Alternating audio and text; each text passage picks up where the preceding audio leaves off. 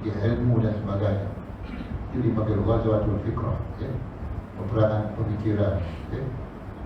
Dan lahirlah ramai cerikawan-cerikawan Islam dan juga cerikawan-cerikawan yang bukan Islam.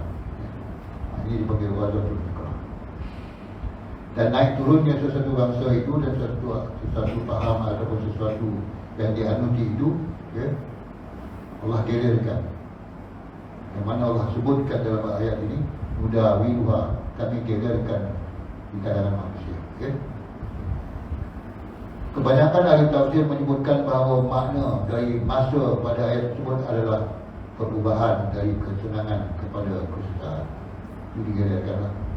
Ada waktu kita berhadapan dengan kesusahan, kelaparan, kebuluran, kematian dan sebagainya.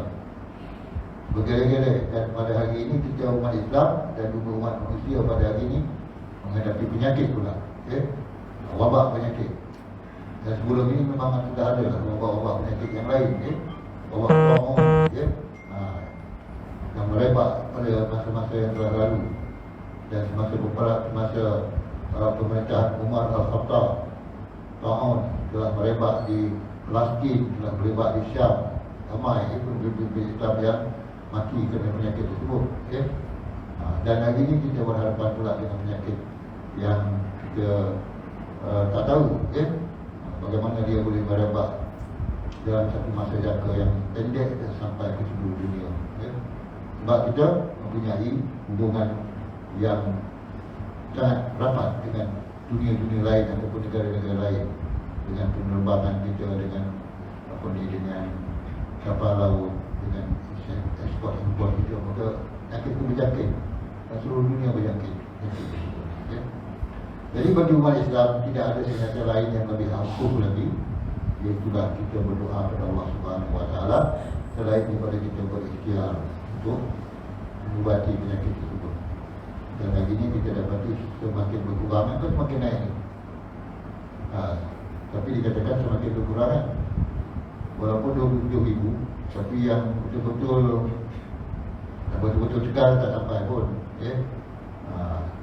Dan 1-2 yang banyak, tapi 3-4-5 cukup ramai.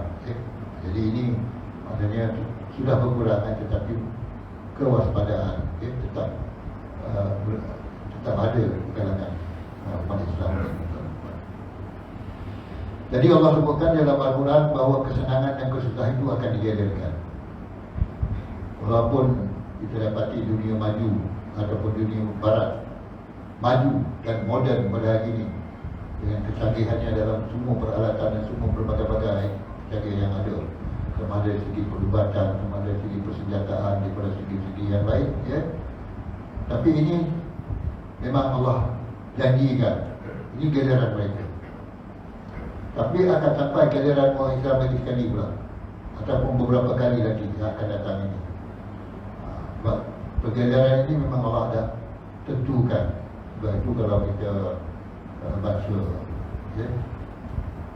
kalau kita baca hadis, ayat Quran ke hadis, Inna Allah qadar maqadir al-khalaiq qabla an yakhluqa as-samawati wal ardh bi 50,000 sana.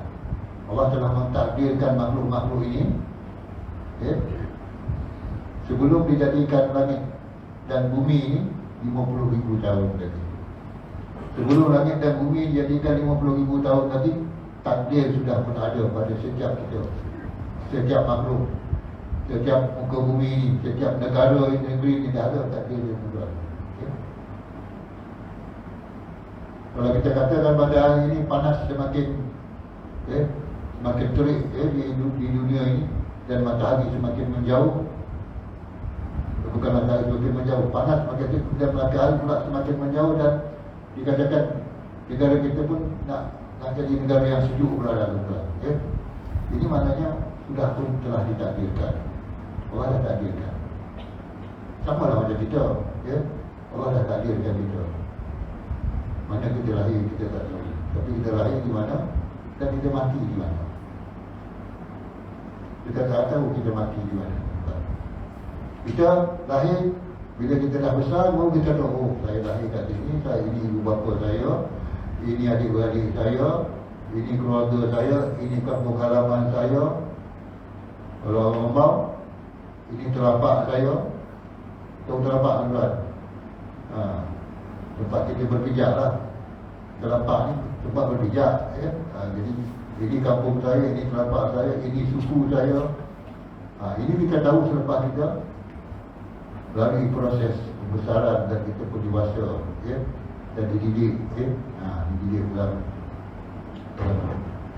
kehidupan beradat di Rembau ni, ya. Ini kampung saya, ini bapa saya, ya.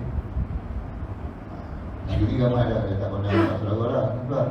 Sebab nikah tak penyalan, ya. Mari lepas kahwin dia pergi jalan kan, 5 buah rumah pergi, tak ada daya makan. Kenal lah Pak Long ni, Pak Ngah ni, Pak Lam ni, Pak Su kenal. Sekarang tak kenal lah, ya. Kadang anak saudara pula bertemu dengan Pak saudara sebab tak kenal. Ini yang perubahan yang berlaku, iaitu masa kita bertukar, ya. Masa dulu ataupun masa sekarang, zaman dulu ataupun zaman sekarang, ada masa senang dan ada masa susah. Itu dipanggil al-ayyam nudawiluha, masa yang digelar-gelarkan di kalangan manusia ini, tuan-tuan dan puan. Iaitu dari kesenangan kepada kesusahan, dari kenikmatan kepada kesengsaraan, ya. Kalau kita baca sirah Rasulullah SAW, dia dapati negara Mekah itu adalah negara yang kering kuntang, tak ada apa hasil pun, tuan-tuan, ya. Kering kuntang zaman Rasulullah SAW. Tapi sekarang negara Mekah jadi apa? Negara yang paling mewah. Dia kata putera Raja Salman, dia akan menjadi negara yang akan mengatasi negara barat, ya. Dia nak membangunkan Timur Tengah itu dengan 6,600 triliun modal dia nak bangunkan, ya. Nak jadi satu negara yang mengatasi. Dan 6 negara barat, negara-negara Arab yang kaya-kaya itu akan sama-sama bangun, akan mengalahkan negara barat di segi apa, tuan-tuan? Di segi kebendaan. Di segi kebendaan. Tapi seimbang, bila semua ni dah kaya raya, dah mewah dan sebagainya, Kaabah tinggal situ satu dan Madinah tinggal 3. Dan baru pula saya terbaca tentang ada golongan yang mengatakan bahawa itu golongan Wahabi lah, ya. Dia mengatakan bahawa kubur makam Rasulullah SAW yang ada di Masjid Madinah itu adalah sesuatu yang dia kata bid'ah. Ini Wahabi juga, bukan saya juga. Makam Rasulullah itu bid'ah di tengah-tengah masjid. Dan Rasulullah sebut la taj'al qabri fil masajid, jangan jadikan kubur aku dalam masjid.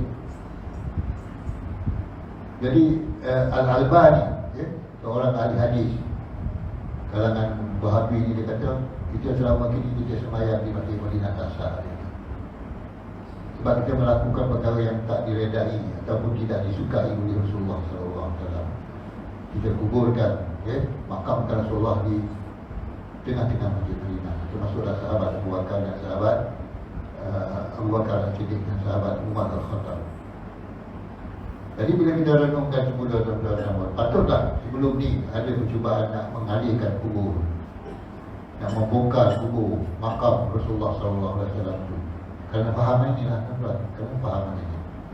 Mereka yakin dan percaya itu, kita maknanya mereka yakin dan percaya bahawa amalan yang selama ini dibuat oleh umat Islam adalah salah, iaitu meletakkan makam Rasulullah di tengah-tengah masjid, ya. Jadi kita ahli sunnah wal jamaah tidak mengakui pendapat demikian, kerana itu adalah apa yang dilakukan oleh para sahabat itu bukanlah bercanggah dengan agama, tidak bercanggah dengan ahli sunnah wal jamaah dan tidak bercanggah dengan sunnah Rasulullah. Apa yang dilakukan oleh para sahabat adalah sesuatu yang dah benar. Sebab itu Rasulullah kata, kurunku adalah kurun yang paling cemerlang sekali, kemudian diikuti oleh kurun selepas aku, kemudian diikuti oleh kurun sebab. 3 kurun ni, 300 tahun ni adalah kecemerlangan Islam. Ya, kecemerlangan di segi ilmu, kecemerlangan di segi periwayatan hadis, ya, kecemerlangan di segi pengumpulan Al-Quran, 30 nilai, tuan-tuan.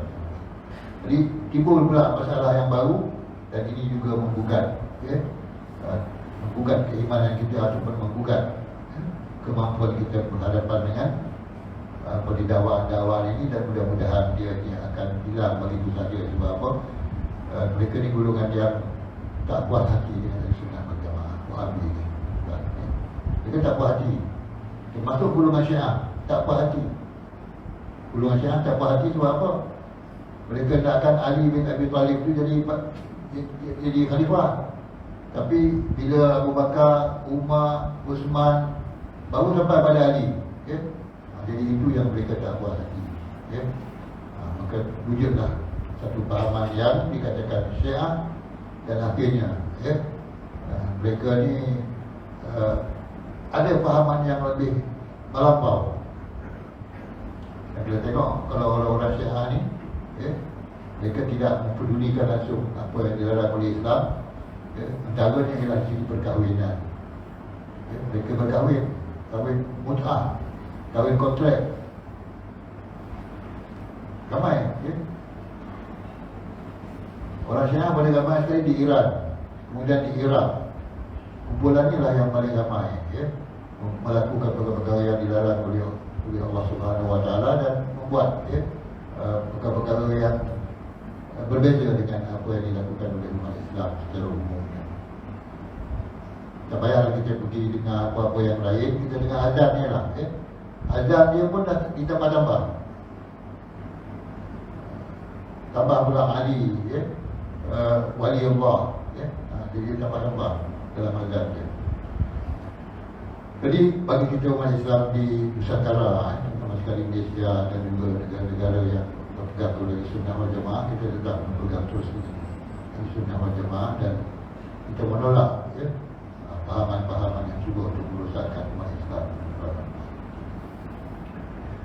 Allah gala-galakan kesetaraan dan kesenangan ini di kalangan umat. Bukan sentiasa senang, tapi ada masanya sukar, masa yang sulit, ya, masa yang sukar. Dalam pepatah Melayu pun ada dikatakan bahawa tidak apa, langit tidak sentiasa apa, berbahasa langit tidak sentiasa cerah, ya. Langit tak sentiasa cerah. Walaupun orang tua-tua kita dulu tak faham tentang ayat Quran ni, watilkal ayyam nudawiluha bainan nas, tapi mereka dah ada dah, ya, fahaman mengatakan bahawa tak selama-lamanya senang, ada masanya kita akan susah, dan tak selama-lamanya susah dan kita ada masanya kita akan senang. Dan giliran juga berlaku, ya, di sudut kehidupan yang kita lalui ini untuk menuju kematian. Hidup kita ini bukan selama-lamanya hidup, ya, tak selama-lamanya kita hidup. Kita rasa hidup, kita rasa bahagia, kita rasa sihat, kita rasa kuat masa kita muda. Muda hanya datang berapa kali? 2 kali, 3 kali. Sekali je. Dah umur 90 tahun ataupun 80 tahun dah muda lah, ya. Tapi kita jaga juga kesihatan walaupun umur 80, umur 70, ya. Tuan-tuan, ya. Kalau saudara daki gunung umur 70 daki gunung. Sebab ada yang mati sedang mendaki gunung pun ada. Jatuh ke bawah. Gunung Datuk ni pun dah banyak yang mati dah ni, tuan-tuan, ya. Datuk tu ada lagi. Tapi yang daki gunung tu ramai yang tu naik mati. Sebab kematian ini datang dengan tiba-tiba, bukan dia datang yang kita rencanakan. Sebab manusia ni cuba merencanakan kematian. Dan ada satu kumpulan yang cuba untuk menghapuskan etnik lain, etnik dia yang nak hidup. Ini pun ada. Dan orang-orang Yahudi kalau boleh dia nak hapuskan semua manusia yang lain, biar etnik dia sahaja yang hidup atas dunia ni. Kerana sifat tamah dia kepada dunia. Roda itu berputar dan hanya Allah sahajalah yang memutarbalikkan masa dan nasib umat manusia ini. Roda berputar dan Tuhanlah yang menentukan.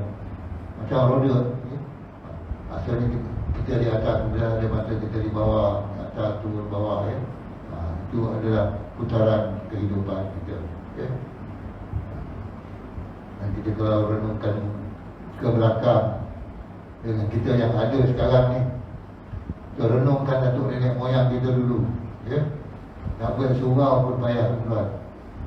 Nak buat surau, lepas ambil kayu-kayu kayan di dalam hutan tu, pikul ramai-ramai, bawa ramai-ramai, tukang ramai-ramai, jadilah surau. Hari ni surau pun lebih cantik daripada masjid. Surau yang kita ni pun lagi cantik daripada masjid kampung yang dulu-dulu lah. Itulah peralihan kehidupan, kemajuan. Tetapi jangan kita pandang dari segi kemajuan kebendaan sahaja. Kita kena lihat dari segi keimanan dan kerohanian kita. Walaupun di segi fizikal ataupun di segi kebendaan umat Islam ini boleh dikatakan maju, tetapi di segi kerohanian dia berkecamuk. Berbeza-beza pandangan, berbeza-beza pendapat. Tak ada yang satu yang boleh diterima. Semua ini kata betul, ini kata salah, ini kata salah, ini kata betul. Jadi berbeza-beza. Tetapi kita yakin bahawa apabila kita mengucap dua kalimah syahadat, asyhadu an la ilaha illallah wa asyhadu anna Muhammadar Rasulullah, itulah yang menyelamatkan kita besok di dunia dan di akhirat. Berikut ini disebutkan 30 soalan, 34 soal jawab, 34 soal jawab berkaitan kematian. Iaitu yang pertama, soalan yang pertama, Rasulullah SAW bersabda, aksiru min zikri hadimil lazat. Aksiru, perbanyakkanlah mengingati hadimil lazat ni maknanya ialah pencabut semua kesenangan. Banyak ingat tentang berlakunya pencabutan kesenangan kepada manusia ni. Senang ni bukan banyak duit ataupun banyak harta ataupun banyak rumah ataupun banyak kereta. Senang ini adalah kesihatan. Walaupun banyak duit, walaupun banyak harta, walaupun banyak segala apa yang kita perlukan ada, tapi kalau tak sihat, itulah dikatakan hadimul lazat, yang menghancurkan kelazatan. Kita lazat, makan minum sedap, tapi bila tak sihat, ada setengah awal tu tak ada minum air kosong dengan guci kosong je. Sebab kelazatan pun dah ditarik, kelazatan nikmat dunia hidup itu dah kena tarik. Sebab tu Rasulullah kata ingat pada perkara-perkara yang akan memutuskan kelazatan. Sebab itu kita kena fikirkan baik-baik, kenapa Allah mengharamkan babi, kenapa Allah mengharamkan arak, kenapa Allah mengharamkan perkara-perkara yang salah di segi agama, haram. Contohnya apa ni, la taqrabuz zina. Ini apa yang diperintahkan ataupun disuruh Allah SWT. La taqrabuz zina innahu kana fahishatan wa sa'a sabila. Kenapa Allah haramkan zina? Kerana dia adalah sesuatu yang sangat keji dan sesuatu yang sangat buruk, yang menghancurkan zuriat.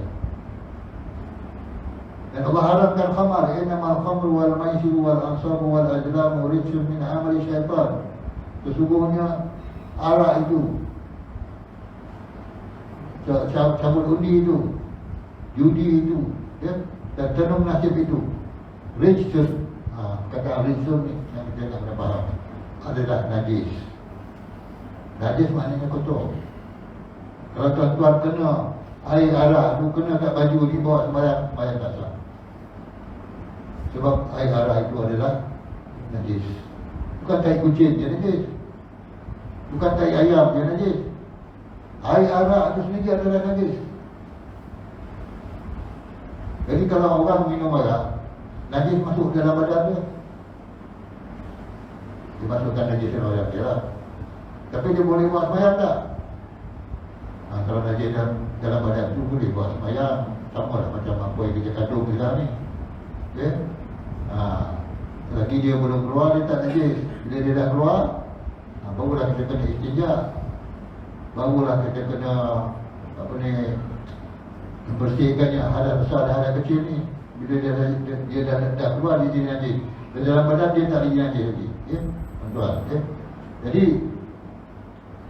barulah kita tahu kenapa Allah SWT mengharamkan sesuatu yang boleh merosakkan diri kita. Sebab itu dalam Quran Allah sebut, la tulku biaidikum ila tahluka. Jangan kamu melibatkan diri kamu ke dalam kebinasaan. Banyak perkara yang boleh membawa kita binasa. Sebab itu tuan-tuan dan puan,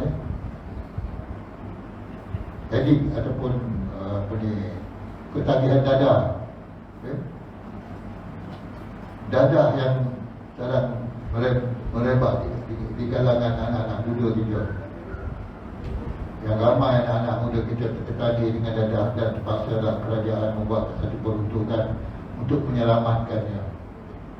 Pusat-pusat serenti ditubuhkan untuk membendung dadah ini.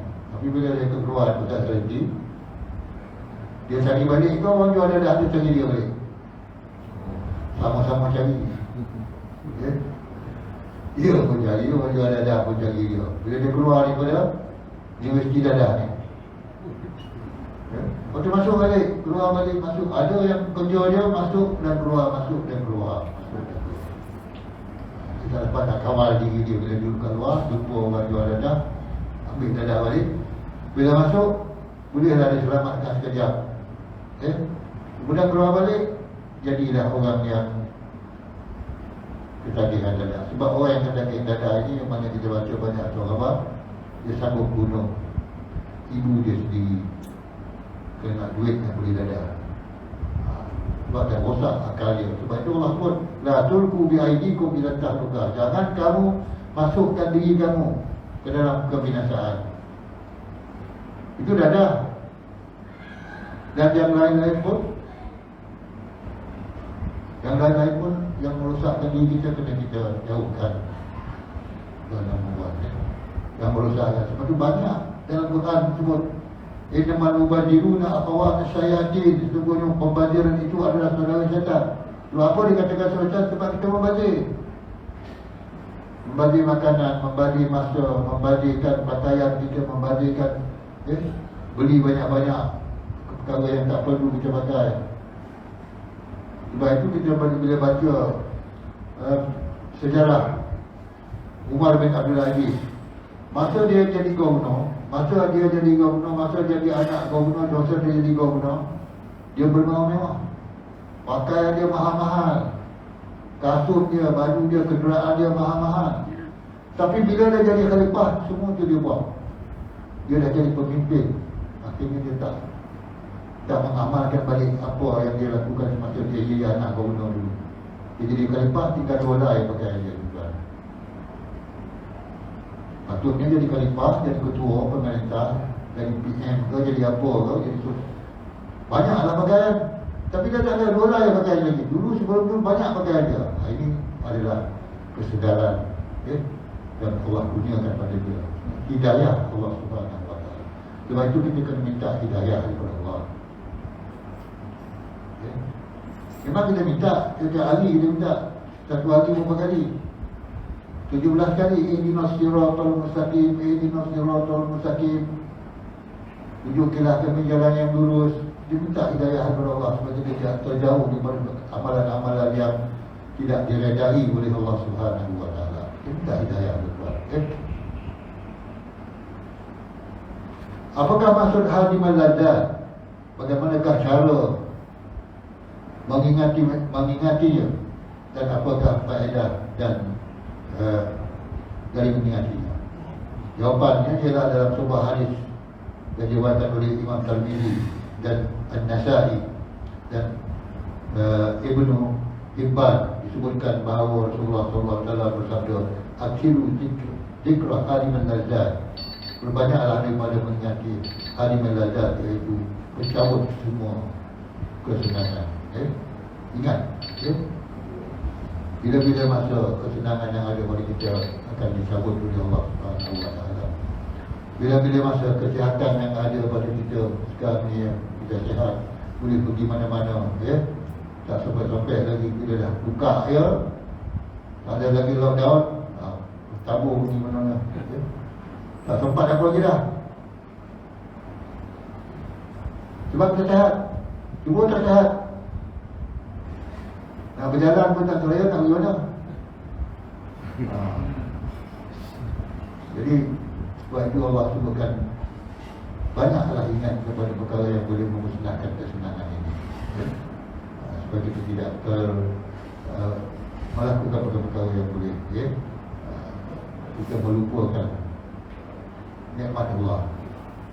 Sebab nikmat Allah terlalu banyak. Kita ingat kepada perkara yang boleh mencabut kesenangan kita. Sebab itu Rasulullah sebut, nikmatani maghbunun fi ma kathiru minan nas, as-sihhatu wal firar. Dua nikmat yang sangat dilupakan oleh manusia ialah kesihatan dan masa lapang. Nikmatan, kesihatan dan masa lapang itu adalah dua nikmat. Maghbunun maknanya dilupakan oleh manusia. Masa dia sihat, masa dia lapang, dia lupa dia. Yang perkara itu boleh hilang daripada diri dia bila-bila masa sahaja. Macam saya ingatkan, jangan lalai dengan kenikmatan, kesihatan, dan jangan lalai dengan kesenangan yang Allah kurniakan, kelapangan. Sekali itulah dua dan membuat berbagi ini. Mudah-mudahan Allah SWT memberikan kita dan mengenai topik ini saya dapat. Bismillahirrahmanirrahim. Wa ala alihi wa sahbihi. Allahumma zunna ya Rabbi Muhammad Nabi wa hibdul muslimin wa ilham malaikatul muqarrabin ya Rabbi ya Arhamar Rahim. Rabbana adina min ladunka rahmah wa hayyi lana min amrina rashada. Rabbana atina fid dunya hasanah wa fil akhirati hasanah wa qina adzabannar. Wa sallallahu ala sayyidina Muhammadin wa ala alihi wa sahbihi ajma'in. Subhana rabbika rabbil izzati amma yasifun wa salamun ala al